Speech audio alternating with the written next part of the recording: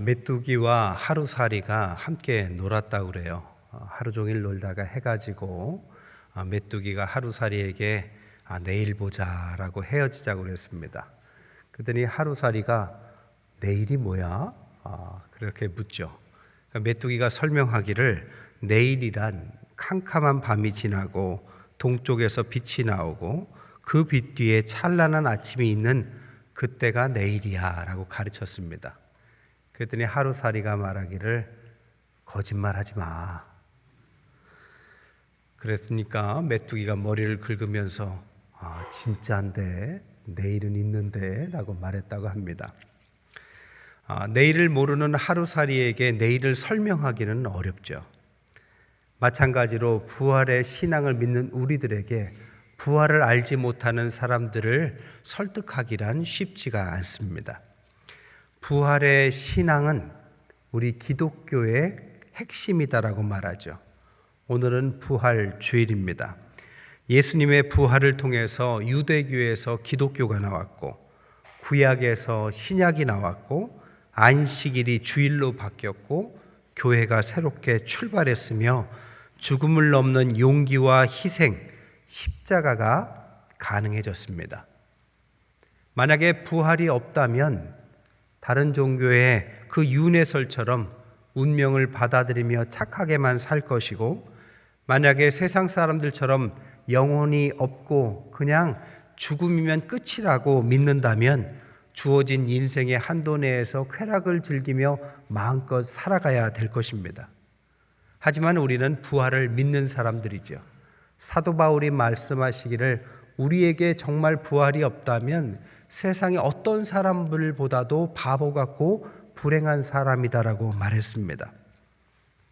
다른 것들은 우리가 다 양보할 수 있지만 우리의 신앙의 본질인 부활 신앙만큼은 우리에겐 절대적인 것이고 오늘이 바로 그 부활의 날인 것입니다.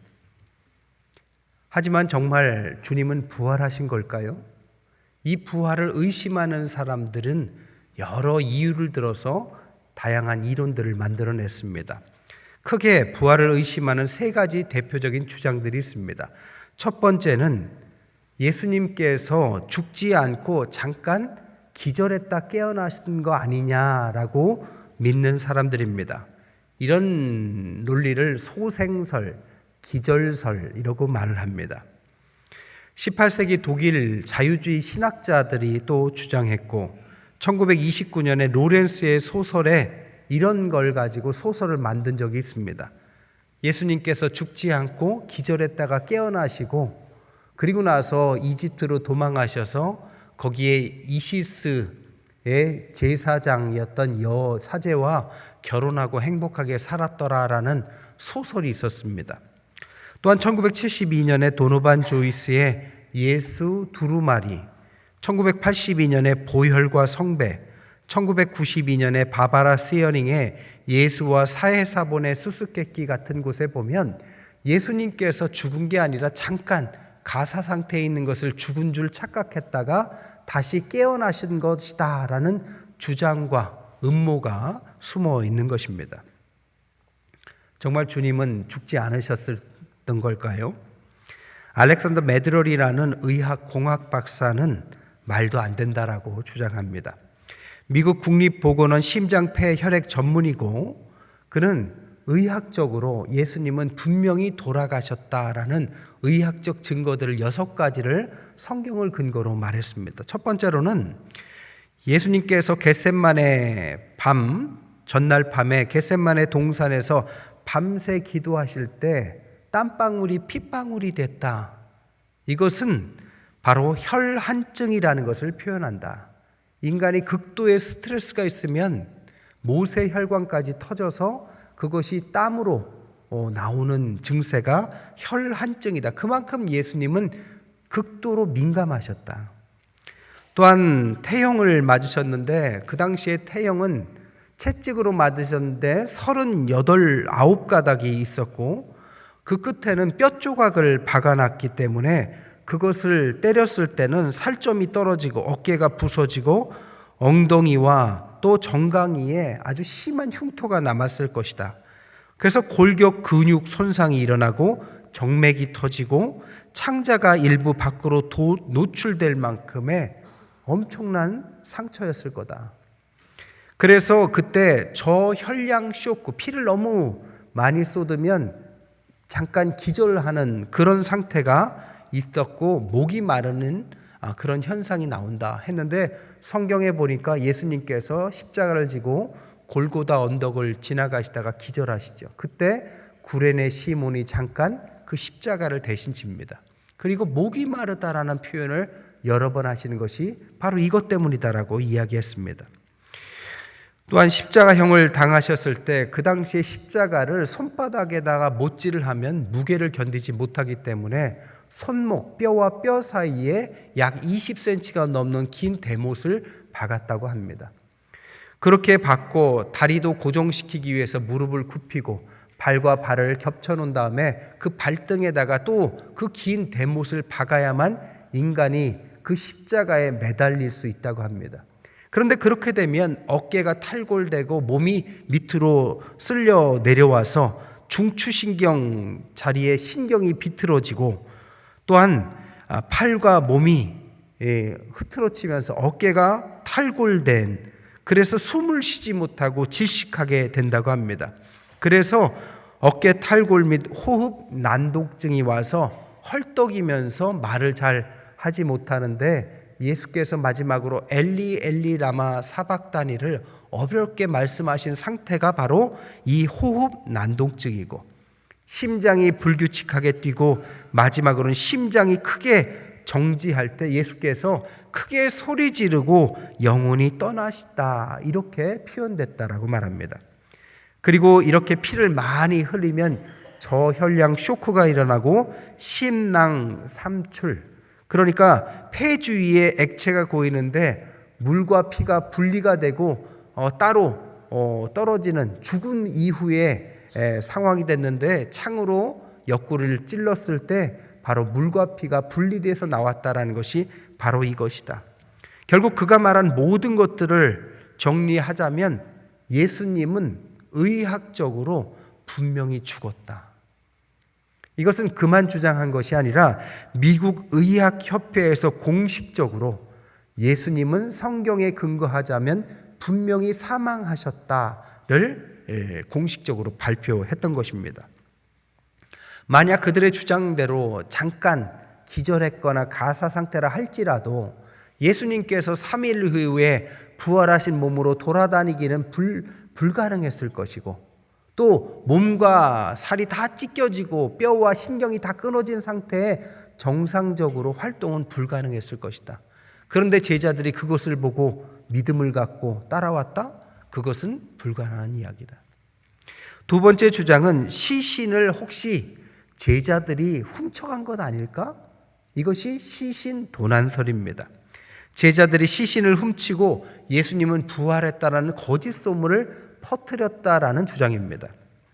마태복음 28장 13절에 예수님께서 부활하시고 빈 무덤을 가지고 걱정하는 대제사장, 장로, 군인들이 결탁해서 헛소문을 퍼뜨린 것이 바로 시신 도난설이죠.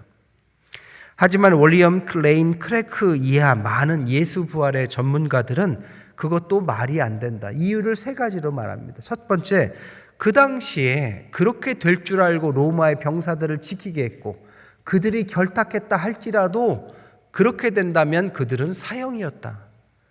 사형당할 것을 결탁할 일은 없다. 두 번째, 오늘 본문처럼 고린도전서 15장에 보니까 예수님께서 부활하신 것은 게바와 12 제자와 500여 명의 사람들과 야고보와 사도들과 바울까지 목격을 했는데, 이 목격자의 숫자가 너무 많다라는 것입니다. 그리고 고린도전서가 예수님 부활 이후에 20년 안쪽에서 쓰여졌는데, 만약에 이런 거짓 주장을 했다면 그 당시에 살아있었던 생존자들이 가만히 있지 않았을 것이다. 어떤 이론이 만들어지기까지는 200년의 세월이 필요한데 20년 만에 그 모든 것들에 대한 생존자가 살아있음에도 불구하고 모두 다 거기에 동의한 것은 분명히 예수님은 죽고 나서 부활하셨다라고 말씀합니다. 그리고 가장 중요한 것은 제자들의 용기입니다. 한 명도 남지 않고 다 도망쳤던 제자들이 갑자기 용기가 솟아서 그를 훔쳐내고 그에게 거짓 소문을 퍼뜨린다라는 것은 앞뒤가 맞지 않습니다. 그리고 그들이 목숨까지 걸고 그 부활의 소식을 전한다? 이것 또한 말이 안 되기 때문에 예수님의 부활 사실은 역사적인 사실이었고 부활의 예수님을 만났기 때문에 제자들은 용기 있게 목숨까지 걸게 된 것이다 라고 말을 합니다. 세 번째 음모는 환상설이에요. 예수님이 너무 보고 싶은 나머지 여성들도 포함한 제자들이 그를 너무 고대하고 기대하니까 환상을 봤다. 혹시 환상을 본 거 아닐까라는 주장이 환상설입니다. 하지만 게리 콜린스 박사는 기독교 심리학의 거장이고 크리스천 상담가 협회의 회장을 지낸 분은 말하기를 그것 또한 말이 되지 않는다. 세 가지 이유 때문이다. 첫 번째, 베드로는 고집이 셌고 야고보는 회의적이었고 도마는 의심이 많았는데 이 모든 사람들이 함께 환상에 빠졌다라는 것은 상식적으로 말이 되지 않는다. 두 번째로는 다양한 배경의 사람들이 동일한 부활의 예수님을 목격했다라는 것, 그것도 말이 되지 않는다. 그리고 예수님을 부인하고 그에게 형 제가 왔습니다라고 말했던 그 형제 야고보가 예수님 부활 이후에 초대교회의 초대 지도자가 됐다라는 사실도 믿겨지지가 않고 가장 핍박했던 바로 바리새인 바울이 신앙을 바꿔서 그를 위해서 목숨을 걸고 바울 사도의 일을 감당했다라는 것조차도 예수님의 부활 사건이 아니었으면 설명하기 힘들다.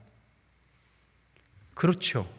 다른 사람들은 어떤 이데올로기나 어떤 목적을 향해서 거짓말할 수 있을 때 할지라도 가까운 가족들을 속이기는 어려웠을 겁니다. 여러분 제일 전도하기 힘든 분들이 누군지 아세요? 가까운 가족입니다. 가장 목회자 설교에 은혜 받기 힘든 사람이 누군지 아세요? 목회자 가족, 특별히 사모님들이라고 그래요. 어떤 목사님이 사모님하고 살아가시는데 목회를 한 20년 했어요. 근데 사모님이 매일 어떤 비밀 상자에다가 뭔가 혼자 비밀스럽게 무슨 하는 것을 보았습니다. 근데 20년간 아무 말 안 하다가 20년 지나서 궁금해서 물어봐요.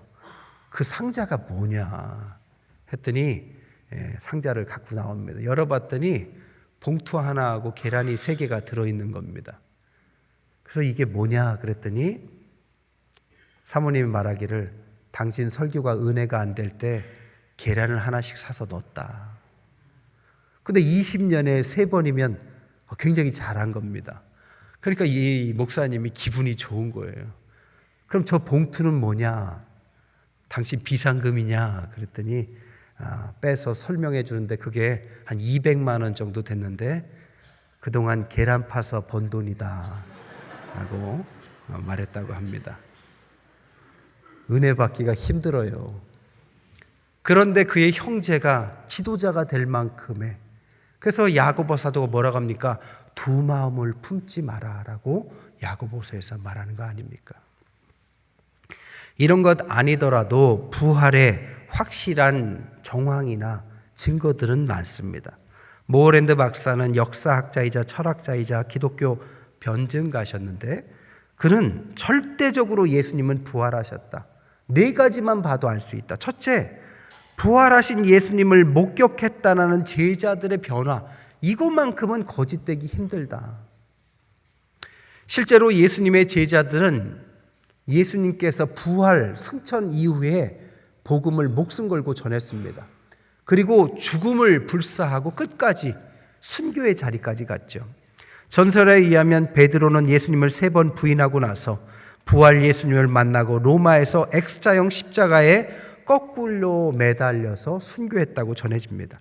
마태는 에티오피아의 칼에 찔려 순교당했고 예수님의 형제 야고보는 예수님이 시험받았다는 탑에서 추락시켜서 순교를 당합니다.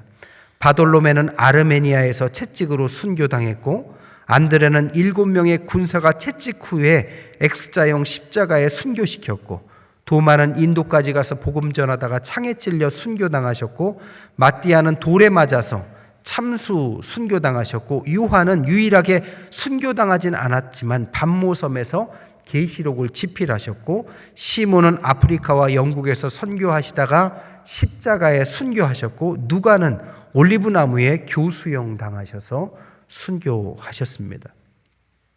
어떻게 누구 하나 빠지지 않고 목숨 걸고 그렇게 복음을 전할 수 있었을까요? 예수님은 분명히 부활하신 것이죠. 또한 유대교가 가장 중요시 여겼던 5가지 규례, 자기들을 유대교의 정체성에 해당하는 2000년간 지켜온 5가지가 예수님 부활 이후에 5주 안에 바뀌었다는 겁니다. 첫 번째는 동물 희생 제사법, 두 번째는 모세 율법의 절대성, 세 번째로는 안식일, 네 번째로는 하나님의 유일신 사상, 다섯 번째는 정치적 메시아 사상이 예수님께서 부활하시고 나서 동물의 제사를 폐하시고 성만찬으로 예수님의 죽으심과 부활하심을 바꾼 것, 또 하나 모세 율법의 불완전성을 이야기하고 예수님이 율법을 완성하셨다라고 주장한 것, 세 번째로는 부활을 기념해서 안식일이 아니라 주일을 우리의 날로 정한 것, 네 번째로는 예수님도 하나님이라고 주장한 것, 다섯 번째로는 고통받는 메시아 사상을 주장한 것. 예수님 부활 이후에 5주 만에 이것을 믿는 유대인들이 최소한 10,000명 이상이 됐다라는 사실은 이것은 어떤 걸로도 설명하기 힘들다라는 것입니다. 또한 세 번째로는 예수님의 죽음을 기념하는 행식으로 매 예배마다 성찬과 성례 의식을 했다라는 것은 예수님의 죽음이 부활로 승화됐다라는 사실을 기념하는 것이죠. 마지막 네 번째로는 교회입니다. 우리와 같은 교회가 어떻게 세워지고 또 그 당시에 20년 후에 로마가 복음화되는 그런 놀라운 일들이 어떻게 가능했습니까? 예수님의 부활 아니고서는 설명할 수 없다는 거죠. 오늘 본문 2절에 내가 전한 그 말을 굳게 지키고 헛되이 믿지 아니하였으면 그로 말미암아 구원을 받으리라 라고 말씀하십니다. 즉 부활 신앙을 가지면 우리는 구원받는다라는 말씀이죠.